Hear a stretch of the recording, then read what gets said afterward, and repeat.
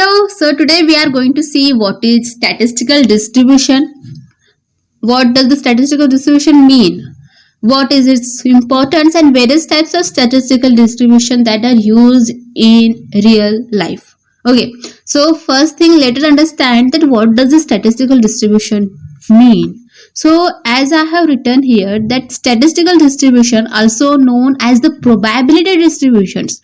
So make sure that statistical distribution and the probability distribution are both same, are mathematical functions that describe the likelihood of outcomes or values in a data set. Suppose you took a dice. A dice has 6 points in that, which represents 6 numbers 1, 2, 3, 4, 5, 6. When you throw a dice, let's say that you throw a dice for 10 times, okay, and in every time you got a different number. So statistical distribution tell you that how likely you are going to get those outcomes. So it is nothing but it is a measure of distribution which tells you that how likely a different outcomes can occur in your data set. Clear? Okay, and if you are not clear till 8, you will get it clear soon. Let's move towards next thing, that is, what is the importance of statistical distribution? Okay. So what is statistical distribution importance? Why is it important? Why you should learn those statistical distributions? We are going to see that thing. So first thing, that statistical distribution play a crucial role in various fields and have significant importance for several reasons. Statistics is a thing which is used everywhere. You can't find a single field, a single sector where you are not going to use statistics, and statistical distribution is one that point or that thing of a statistics which is used everywhere. So here there are some points that I have jotted down. The first is data description. What does it mean? Data distributions help summarize and describe data. They provide insights into the central tendency, spread, and shape of datasets. Understanding the distribution of data is often the first step in data analysis.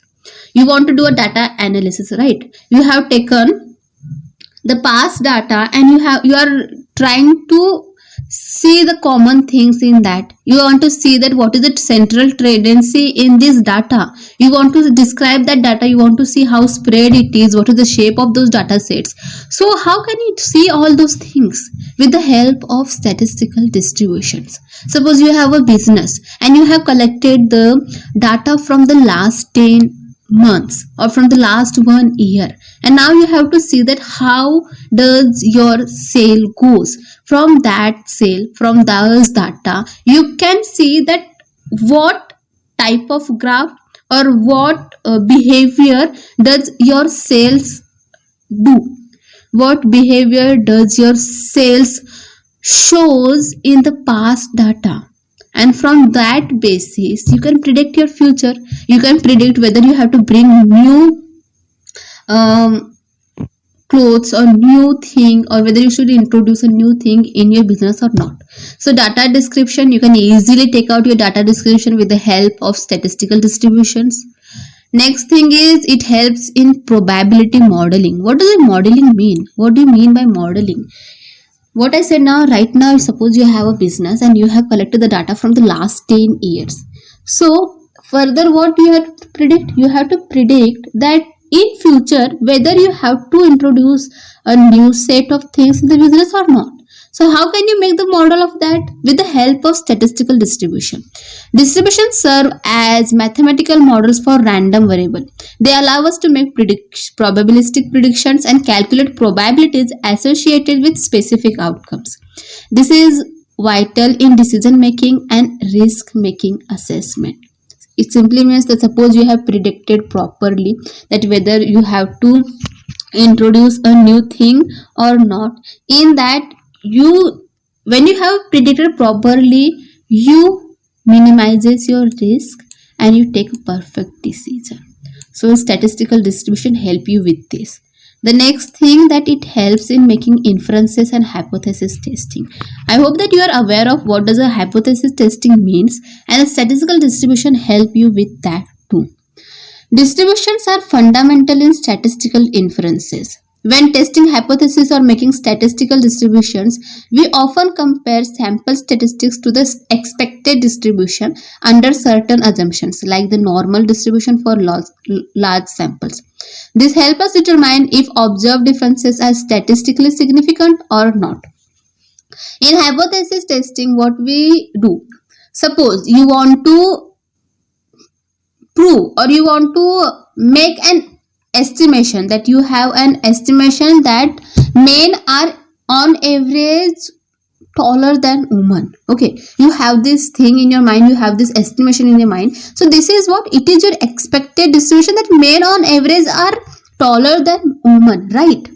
But if you want to prove this right, or if you want to see that whatever you have whatever you inferences you have made, you can use hypothesis for that. In hypothesis, what we do, we take two hypotheses, h0 and the h1, right?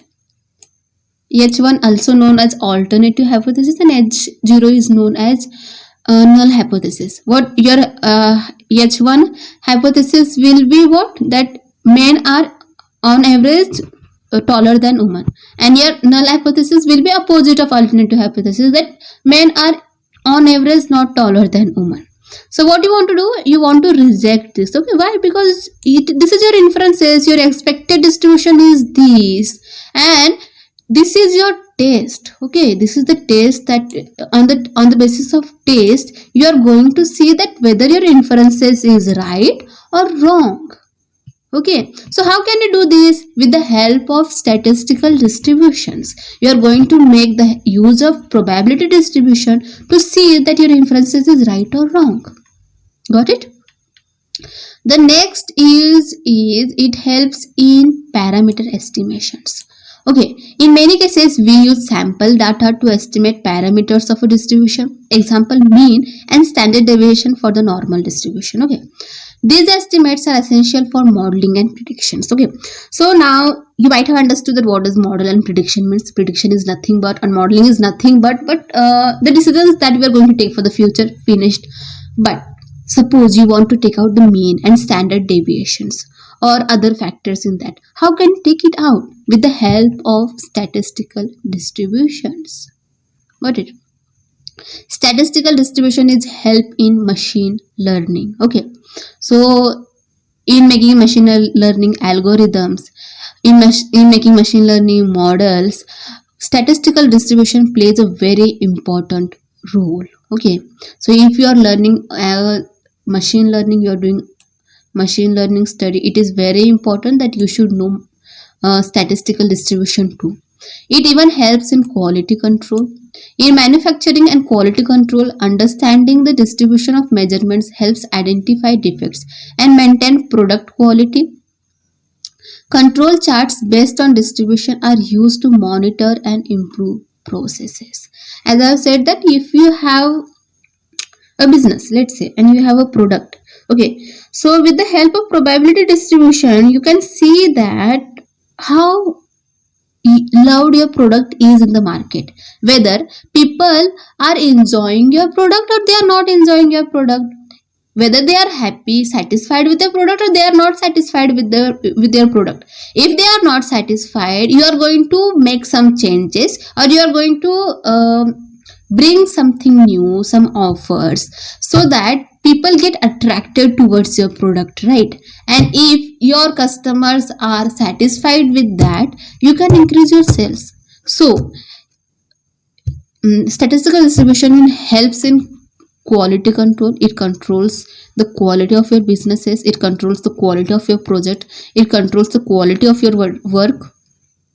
It even helps in finance and risk management. Okay, in finance, distributions are crucial for modeling asset returns and calculating risk measures. Investors and financial institutions use distribution to assess portfolio performance and make investment decisions, right? If you can see that in 2000 there was a big recession. Okay, And when you study about that recession, you can see that what mistakes investors did who have lost money in that recessions, and what mistakes an investor has not done so that he got a good money in that. So when you study a stock market or when you study finances, it helps you to maintain your portfolio and increase your profits with the help of probability distributions. It even helps in predictive analytics. What does it mean? Okay, predictive modeling often relies on distribution to make forecast and predictions. Okay, these models help businesses optimize process, anticipate customer behavior, and make data driven decisions. Same thing, suppose you are running a business with the help of past data, with the help of probability distribution, with the help of statistical distribution, you can see the behavior of your customer. Okay, you can see how is your process working, how is your product working. You can see the data that you have collected, and you can take the decisions for the future according to those data and those predictions. So it helps in predictive analytics too. Other than this, it helps in almost all fields. Even in medicals too, you use statistical distribution to make predictions. So I don't think there is even a single field where probability distribution is not used. So study of this can be very useful for you. So before moving to the types of statistical distribution, the types of probability distribution, let's first understand the common types of data. Okay, the first thing that you need to understand is what is data. Okay, if I'm writing this data, what is data? Okay, can you say that data is an information? So data is something or something information that we have. Okay, so suppose you want to make a prediction. So what you're going to do, you first need data, right? Suppose you want to see that whether men are on average taller than women or not, you need to collect the information of different men's height, right, and different women's height. So when you collect the height of different men and different women from different classes, from different countries, those all heights become your data. Correct. Now data can be of two types. Okay, data is of two types. The first is discrete, and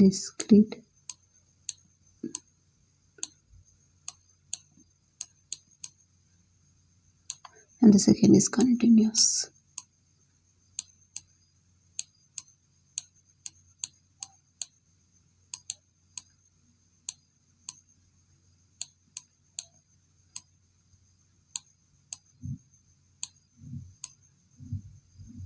Okay, so first is discrete and the second is continuous. What does the discrete data means? Discrete data, simple thing, something that is finite, and continuous, something that is infinite. Suppose you roll a die. You roll a die or you pick a card from a deck. Okay. Now you know very well that a die has only 6 sides and it can give you only 6 numbers, 1, 2, 3, 4, 5, 6. So at one point it is going to end, right? So this is called as discrete data because it has finite outputs. Even if you take a card from a deck, it has just 52 cards and one time it is going to end. So finite data is called as discrete data.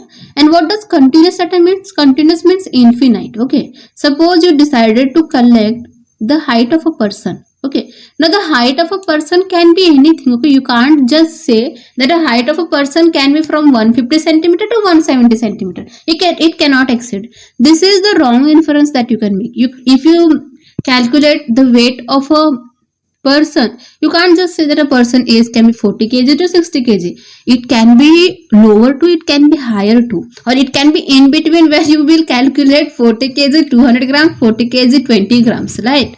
So here what you have, infinite values. Okay, so it is not going to end. You have, it is countable but it has infinite values. It is measurable but not countable. So I hope that you are clear with what does continuous and discrete mean. Discrete means finite things. It has to come a full stop somewhere. But infinite means infinite is called as continuous. It doesn't has full stop. It is measurable but not countable. Okay. Now based on these two datas, okay, discrete and continuous, we have grouped distributions into two categories. The first is discrete distributions and the second is continuous distributions. Okay, so discrete distribution is related to discrete data and continuous distribution is related to continuous data. So first thing, make in your mind or keep in your mind that there are lots of probability distributions. Okay, we can't just say that there is 4, 5, 6, 10, 12, 18. There are hundreds of probability distributions, but here we are going to see some of the distributions which are used in daily lives or which are used mostly in the industry. The first, so let's first complete the probability distribution from the discrete distribution. First one is uniform distribution. What does it mean? In statistics, uniform distribution refers to a statistical distribution in which all outcomes are equally likely. Consider rolling a six-sided die. You have an equal probability of obtaining all six numbers on your next roll. That is, obtaining precisely one of 1, 2, 3, 4, 5 or 6, equally a probability of 1 upon 6. Hence an example of a discrete uniform in distribution. As a result, the uniform distribution graph contains bars of equal height representing each outcome. In our example, the height of a probability. Okay, so what does a uniform distribution mean? It simply means that the probability of all outcome will be same. Okay, you are rolling a dice. What is the probability of coming 1? 1 upon 6. What is the probability that you will get 5? It will be 1 upon 6. What is the probability of getting 6? 1 upon 6. So if the probability of all the outcomes of the data is equal, it is called as uniform distribution. Suppose you toss a coin. What is the probability that you will get tails? 1 upon 2. What is the probability that you will get head? 1 upon 2. Right. Suppose you take out a card from a deck. What is the probability that you will get a queen of heart? 1 upon 52. Right. So this is called as uniform distribution where probability is equal of all the outcomes. Got it? So simple to understand. Here, because the probability is same, you can see that all are of the same height, same width. Got it? You can easily see it. It is represented by, here it is said, UAB, where U means uniform and A and B represent the starting and the ending point. Similarly to a discrete uniform, okay, but it has some drawbacks, okay, that it provides no relevant information. For example, when I ask you that what is the expected value of rolling a dice, it's not 1 upon 6 or 6, it's 3 upon 5. Now how this 3 upon 5, 3.5 came, go and Google it. So it's 3.5 which is not in the dice. So it is not proper to use, or it might give you wrong prediction at some times because there might not be a real data in a data set which it gives. And then here we come to Bernoulli distributions. Single trial with two possible outcomes. It says everything. Still, let's read it out. The Bernoulli distribution is one of the easiest distributions to understand. It can be used as a starting point to derive more complex distribution. Any event with a single trial and only two outcomes follows a Bernoulli distribution. Flipping a coin or choosing between true and false in a quiz are examples of a Bernoulli distribution. They have a single trial and only two outcomes. Let's assume you flip a coin once. Okay, this is a single trial. The only two outcomes are either heads or tail. This is an example of a Bernoulli distribution. Usually when the following a Bernoulli distribution, we have the probability of the outcomes P. From P, we can reduce the probability of the other outcome by subtracting it from the total probability 1 minus P. It is represented by burn bracket में p, where p is the probability of success, the expected value of a Bernoulli trial. X is represented as x is equal to p, and similarly Bernoulli variance is variance. You can see here. What is the Bernoulli distribution? It just means that you have a single trial to do and you are going to get any one of the two outcomes. So you don't have more than two outcomes. Okay, so you don't have more than two outcomes, plus means it can be either true or false, it can be head or tails, it can be right or wrong. Here you just have two outcomes, you don't have any different thing. Okay, so when you have just two outcomes with a single trial, you are going to try just one time. You're not going to say that I'm going to flip a coin for the 10 times and it will be Bernoulli distribution. No, in Bernoulli distribution what happens that you just have a single trial, you are going to flip a coin for just single time and you are going to get one of the two outcomes. It is called as Bernoulli distributions. You can, it's very easy to understand. You can see the graph. Suppose you flip a coin and it is heads. Okay. Now I am trying to write. Okay, let's say it is heads. Oh, I have good heads. Okay, so suppose it is heads, and here the likelihood of heads, let's say it's 0. Oh god, 0.78. Good. So it's 78. So what is the tails of this? As I said that there is just two outcomes, there is no third one, right? Third one is not there, so it will be simply 1 minus whatever its probability is, that is 1 minus 0.78, that is 0.22. Got it? Okay, so it's very easy to understand, both makes up 1. Got it? The next is binomial distribution. It is nothing but a sequence of Bernoulli events. It means that this time you have many trials, but the outcome will be any one of the two. True and false. Suppose you have 10 questions in an exam paper, in a quiz competition. So you have 10 questions, okay, and you have to answer true or false, true or false, true or false. So you can answer any one option of the two, true or false, but you have 10 trials this time. This indicates the binomial distributions. Got it? So it is nothing but a sets of a sequence of Bernoulli events, a Bernoulli events mixed together, collected together. Okay. The binomial distribution can be thought of as the sum of outcomes of an event following a Bernoulli distribution. Therefore, binomial distribution is used in binary outcome events, and the probability of success and failure is the same in all successive trials. An example of a binomial event would be flipping a coin multiple times to count the number of heads and tails. Got it?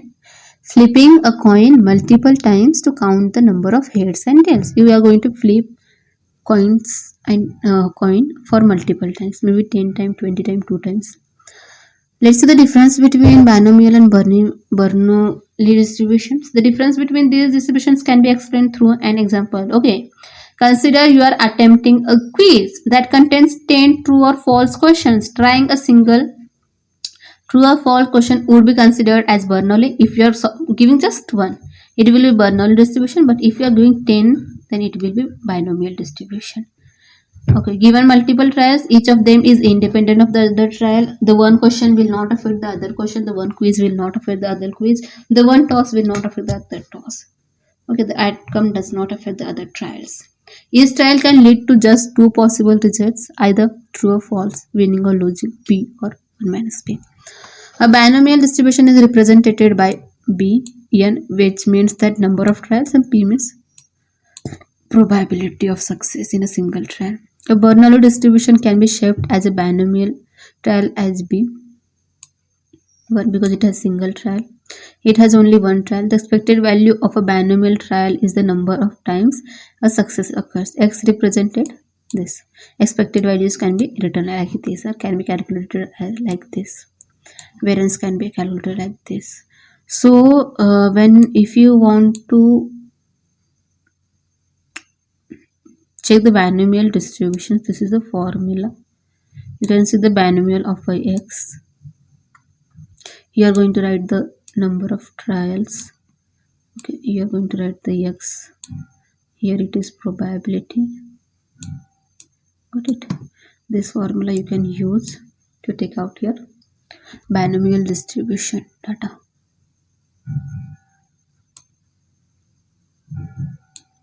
For example, suppose that a candy company produces both milk and chocolate, milk chocolate and dark chocolate. The total products contain half milk chocolate bars and half dark chocolate bars. Say you choose 10 candy bars at random and choosing milk chocolate is defined as a success.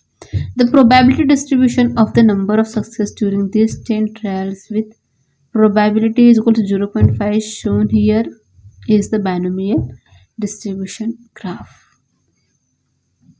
Got it?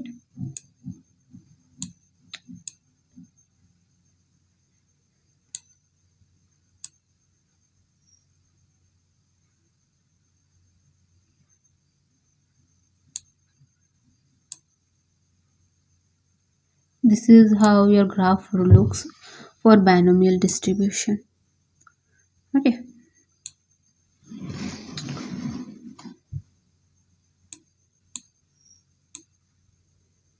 The next distribution is Poisson distribution, the probability that an event may or may not occur. Poisson distribution deals with the frequency with which an event occurs with a specific interval. Instead of the probability of an event, Poisson distribution requires knowing how often it happens in a particular period or distance. For example, a cricket chirps 2 times in 7 seconds on average. We can use the Poisson distribution to determine the likelihood of it chirping 5 times in 15 seconds. Okay. A Poisson process is represented with the notation P, where lambda represents the expected number of events that can take place in a period. The expected value and variance of a Poisson process is lambda x represents the discrete random variable. A Poisson distribution can be modeled using the following formula. The main characteristics which describe the Poisson process are: the events are independent of each other, the events are not dependent on any of the other events. An event can occur any number of times with a defined period. Two events can't take place simultaneously. Okay. So this is how the graph of Poisson distribution look like. Now, suppose you haven't understood what does a Poisson distribution mean. So let me tell you. Okay. Till now, what we have did, that we have collected the data and we have seen that what is the chance, what is the probability, what is the likelihood that a specific thing is going to occur. But here we are going to see the frequency. Okay, here what we are going to see, here we are going to see this frequency. As up in the up there given an example. For example, here an example of cricket is given. A cricket is not the cricket that Dhoni plays. Cricket is an insect which unnecessary chirps. Okay, so suppose that it chirps 2 times in 7 seconds. Okay, so on average we have seen that it chirps 2 times in a second. So if we want to see that will it chirp 5 times in 15 seconds, so if we want to take out this thing, we can use the Poisson distribution.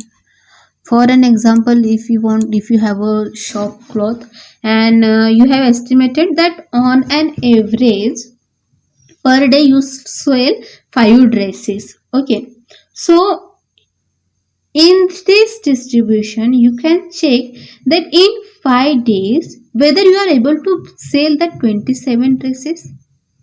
What you're going to see, you're going to see the frequency. So Poisson distribution helps you to check the frequency of a data to occur. Got it? That how many times it will occur. I hope it's clear. Multinomial distribution is a very easy distribution. It is a generalization of the binomial distribution to k categories. K means numbers. Okay. Instead of just binary, that is success or fail. For n independent trials of which leads to success for exactly one of k categories. The multinomial distribution gives the probability of any particular combinations of numbers of success for the various categories. Let's take an example.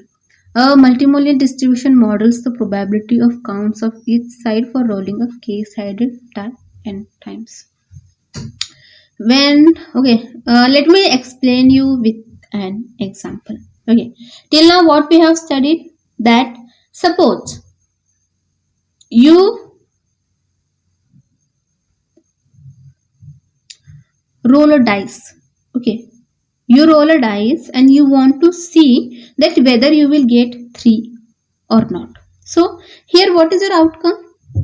Yes, you got 3. No, you didn't got 3, right? So here you just have two outcomes, yes or no, and you just have a single trial where you just roll your dice for a single time. This is Bernoulli distribution. Why? Because the k is 2, that is outcome is 2, and the number of trial is 1. So it is Bernoulli distributions. Now suppose you toss that same dice for 6 times and you want to see whether it will give you 3 or not. So you will have 6 yes or no, yes or no, yes or no. Okay, so here what, you just have two outcomes, that is yes or no, yes or no, yes or no, yes or no.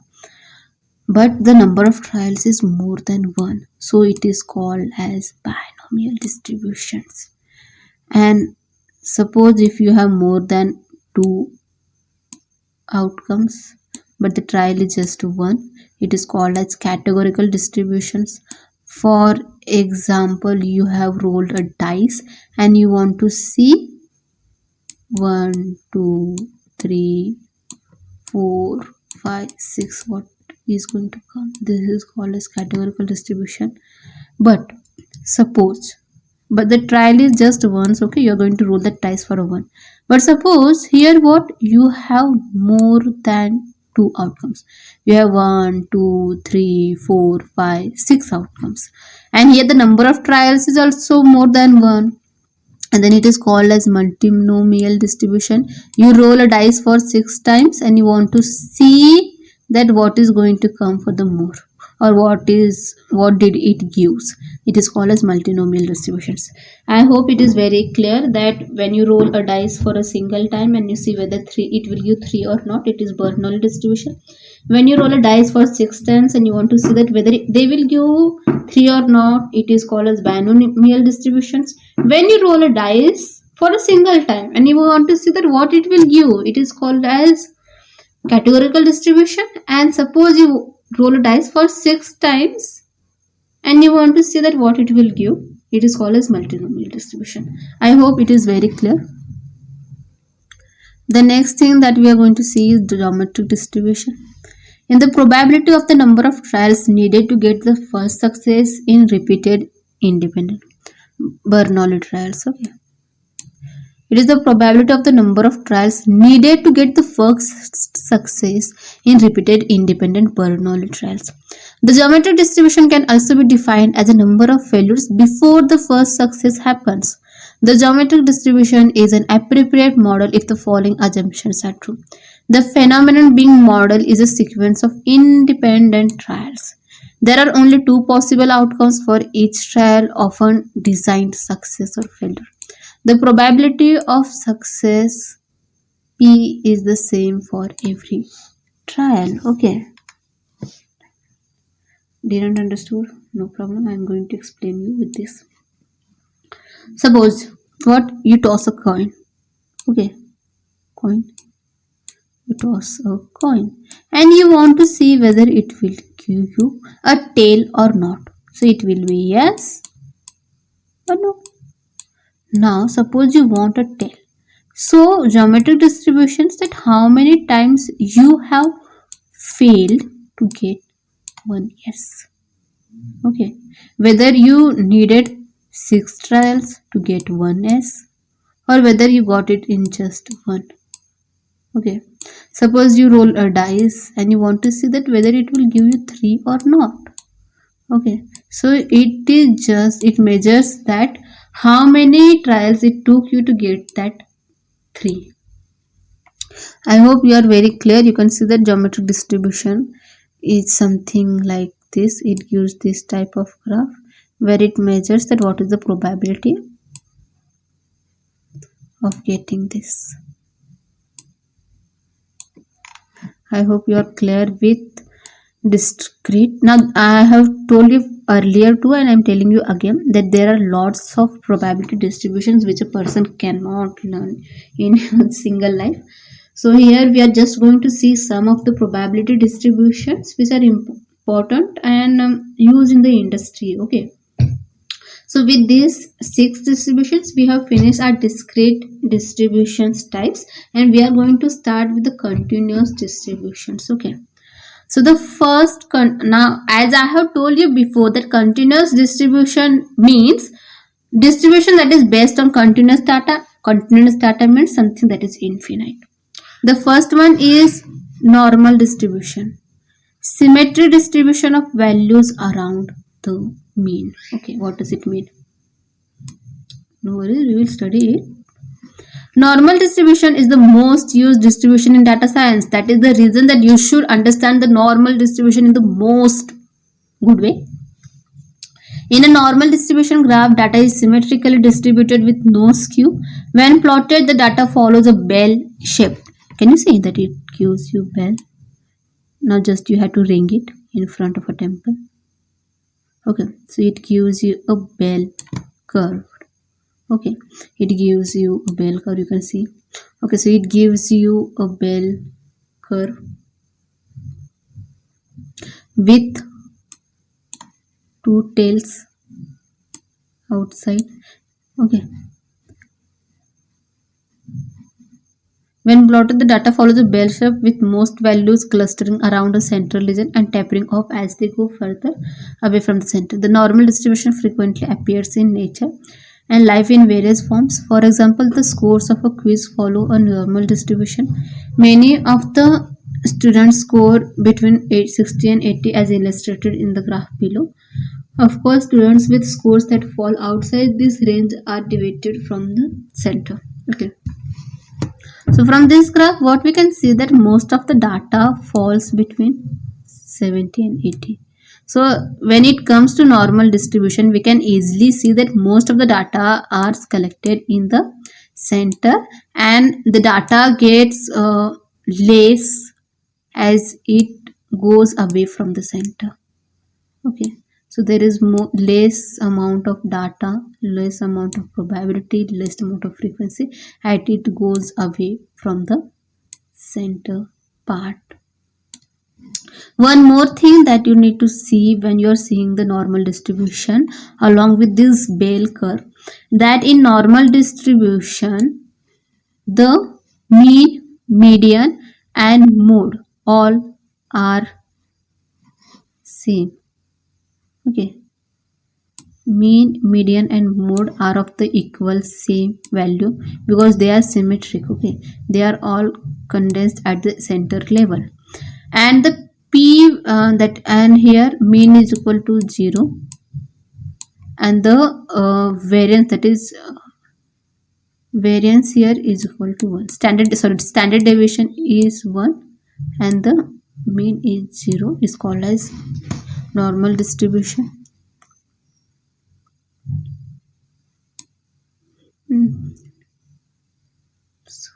Okay, so what is the why it is used in the most in industries is because using this data you can simply say that, or you can simply distribute that in normal distribution. What happens that you can say that 68% of the data, suppose you have 100% of the data, so around 68.27% of data lies between one standard deviation away from the mean is 0. Okay, lies between one standard deviation away from the mean, and around 95.45% data lies away lies 2 standard deviation away from the mean, 2 standard deviation away from the mean, and almost 99.7% data lies between 3 standard deviations away from the mean, and something that lies other than this, beyond this, can be considered as outliers. So it makes the study, it makes the test more easier. So remember this, that in normal distribution 68.27% data lies away from one standard deviation away from mean, 95.45% data lies away from 2 standard deviation, and 99.73% lies from 3 standard deviation. 68, 95, 99.7% rule. The second continuous distribution example is student t-test distribution, also known as t-distribution. Small sample size approximation of a normal distribution. Suppose it is same like this normal distribution where you have a bell curve and a mean is 0 and the standard deviation is 1. Just that it is used when you have a small amount of data. For example, you are measuring the height, or you are measuring the marks of a class. Okay, so if you are measuring the marks of a single class, you have very less students in that, might be 40, 50, 70. So when you have less data, you can simply go with t-test distributions. And when you have more data like that, you are measuring the scores of whole Maharashtra, whole Tamil Nadu, whole Gujarat. At such time, you can use normal distributions. The Stern's T distribution, also known as the T distribution, is a type of statistical distribution similar to the normal distribution with its bell shaped, as it has heavier tails. You can see it has heavier tails and bell shaped. The T distribution is used instead of normal distribution when you have small sample sizes. For example, suppose we deal with the total apples sold by a shopkeeper in a month. Now in a month he might sell lakhs of apples. So in that case we will need the normal distribution. But suppose if you want to say that how much it sells in a day. So in day might he sold thousands, 100 to thousands. So here we can use T distribution. Another critical difference between the student's T distribution and the normal one is that apart from the mean and variance, we must also define the degree of freedom for the distribution. Okay, so in normal distribution, we don't need degree of freedom, but when it comes to T distribution table, we even need to define the degree of freedoms. Okay, so for k is equal to, that is 2 degrees of freedom, the expected value is same as the mean.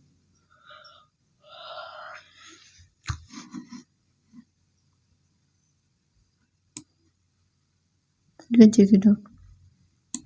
Now if you are confused with what does this degrees of freedom mean, so let me tell you that suppose I told you that you have to choose 5 numbers at random whose average should be 6. Okay, now here you can choose the 4 numbers as you wish. For example, suppose you choose 2, 3, 15 and 4. Okay, now this 4 makes 24, right? But if you want the average to be 6, you need to take that 5th number as 6 only, or you can't get the average 6, right? So you can take 4 numbers as you wish, but you can't take the 5th number on your own. So you have 4 degrees of freedom. It means that what is the likely that you are going to choose random independent values. So there are just 4 values that is dependent. The 5th value will depend on these 4 values. So the degrees of freedom is 4. I hope that you understood what is the degree of freedom, and it is needed in T distributions.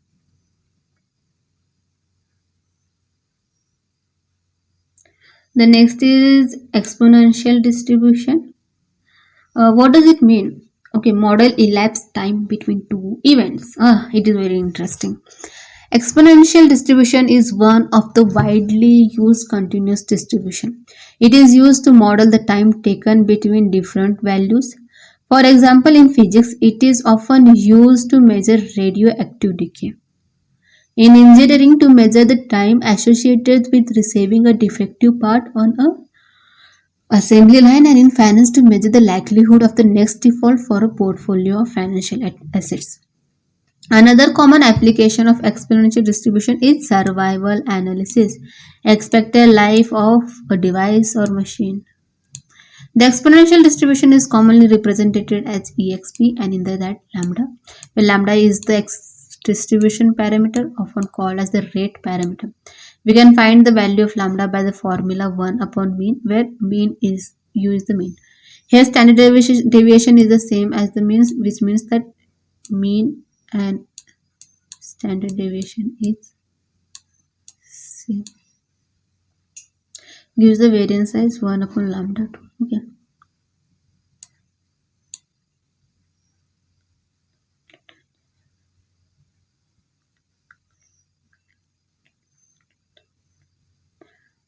Now suppose if you haven't understood, let me explain you that in exponential distributions, because what we do, we use it to model the time taken between the two events. Here we don't measure any likelihood, we don't measure the outcomes or the probability, we measure the time. Okay, for example, you bought a two-wheeler on 5th May. Okay, let me write it. 5th May and 23, and you need to change its engine here, or you saw that you are required to change that, or you change the engine of your bike or vehicle on 25th of December.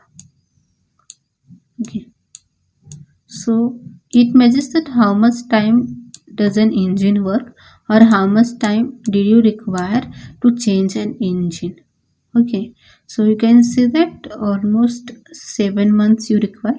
So to measure the time between two events, the first event that you bought and the second event that you change the engine, here you can make the use of exponential distributions. I hope you are clear with that.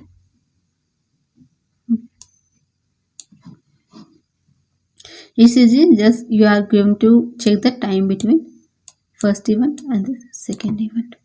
I hope it's very clear. So with this we have completed the required probability distribution that is used in different fields to make predictions and in various fields. So here we are finishing our probability distributions and we are going to make some conclusions. What? The data is an essential component of the data exploration. If you want to explore a data, or you want to make a model, or you want to develop a model, what you need first is data. The first thing that springs to mind when working with continuous variable is looking at the data distribution. So first you collected the data. The second thing that must come here in your mind is what type of distribution is it following. We can adjust our machine learning models to best match the problem if we can identify the pattern in the data distribution, which reduces the time to get an accurate outcome. Indeed, specific machine learning models are built to perform best when certain distribution assumptions are made. Okay, so with the help of probability distributions, we can easily make the machine learning and we can easily develop a model which can help us in future. So it is a very important topic that you should consider, and I hope that you might have understood whatever I meant and whatever I have told you till now. Probability distributions helps a lot and everyone should know it. So thank you for listening me with so patience, and I hope that you might have understood what I wanted to say. Thank you once again.